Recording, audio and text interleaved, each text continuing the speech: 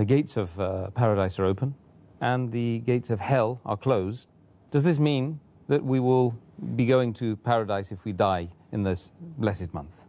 This again is the same question related to the same hadith which I quoted earlier of Musnad Ahmad, volume number 2, page number 230, hadith number 7148, and it also appears in Sunan Nisai, chapter number 5, hadith number 2106. Again the same hadith, the Prophet said, he told the people that the blessed month of Ramadan is approaching, and Allah has ordained for you that you fast in this month. And in this month, the gates of heaven will be open, and the gates of hell will be closed, and the devils will be chained. In this month is the night of Qadr, which is more blessed than 1,000 months.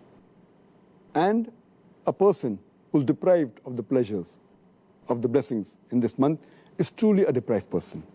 Here again, this is a common question, that if the gates of heaven are open and the gates of hell are closed, then anyone who dies but naturally will go to Jannah, because the gates of hell are closed and Jannah open. Does it mean that even if a non-Muslim dies in this month, even he'll have to go to Jannah? The reply to this question is, when Allah says that in this month of Ramadan, the gates of heaven are open, it means the gates of heaven are inviting you to enter Jannah. That means that even if you do a small deed, Allah subhanahu wa ta'ala will multiply your reward. Another Prophet said that every deed will get a reward 10 times. And in this month, it's very easy to enter Jannah. When a Prophet said the gates of hell will be closed, indicating that to enter hell is difficult in this month. Why? Because the taqwa level rises, and the chance of you to commit sin is less. And furthermore, if you fast the full month, in the month of Ramadan, seeking Allah's reward, all your past sins will be forgiven. So the moment a person fasts in this complete month of Ramadan, seeking Allah's reward, all his past sins are completely forgiven. So if the past sins are forgiven, the chances of him going to hell is nil. But what we have to realize, the criteria for the gates of heaven to be open and the gates of hell to be closed is that you have to fast. And furthermore, to enter Jannah, you require a ticket. The ticket to go to Jannah is mentioned in the Quran in Surah Al-Asr, chapter number 103, verse number 1 to 3, where Allah says, Wal Asr, Innal insana lafi khusr, illa allazina amanu, wa amilu salihati, wa tawasaw bil haqqi wa tawasaw bis sabr. That by the token of time, man is verily in a state of loss, except those who have faith, those who do righteous deeds, those who exhort people to truth, and those who exhort people to patience and perseverance. This surah, according to Imam Shafi, he said that only if this surah was to be revealed of the Quran, it would have been sufficient for the salvation of mankind. So important is. It is called as Rahe-Nijat, the way for salvation. And the criteria for any human being to enter Jannah is 4.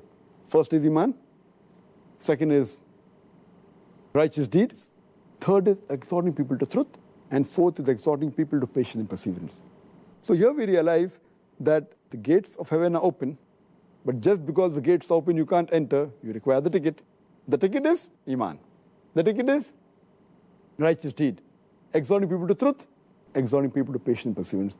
And to get this ticket is very easy in the month of Ramadan, because the Iman level rises in the month of Ramadan.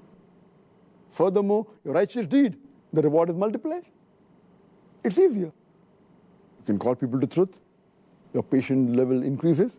So this hadith means that you have to have the criteria. That inshallah you should go to Jannah and you will not go to hell. But that doesn't mean that 100% people who die will go to Jannah. Surely, those who are non-believers, they have got no Iman. So there's no question that they will enter Jannah. If a person has to enter Jannah, he requires a ticket. And the ticket to Jannah is Surah Al-Asr. Furthermore, if you read the hadith, it says that only if you fast in the month of Ramadan, that means, and you follow all the rules and regulations, and abstain from things which are prohibited, then the doors of heaven will be open and the gates of hell will be closed. Furthermore, it says, in this month is a night which is equivalent to more than 1,000 months, indicating that even if you pray and worship to Allah subhanahu wa ta'ala in this one night, it will be equivalent to more than 1,000 months, is about more than 80 years. Imagine. So the chances for you to get reward only in this one night is more than a lifetime. An average human being lives for 60 years. So one Laylatul Qadr is more than 1,000 months, is about more than 80 years, more than average life of a human being. The chances are very easy to go to Jannah. And the ending part of the hadith says, a person who's deprived of these blessings is truly a deprived person, indicating that everyone will not go to Jannah. Everyone will not find the doors of heaven open. It says, the ending part, very important, that a person who's deprived of the blessings in this month is truly a deprived person. That means telling us Muslims that if you cannot get the benefits of the month of Ramadan, and then if you cannot go to Jannah, then you are truly a deprived person. That even includes the non-Muslims who haven't got the Hidayah. They are truly the deprived people. So Dr. Zakir, well, Jazakallah khair.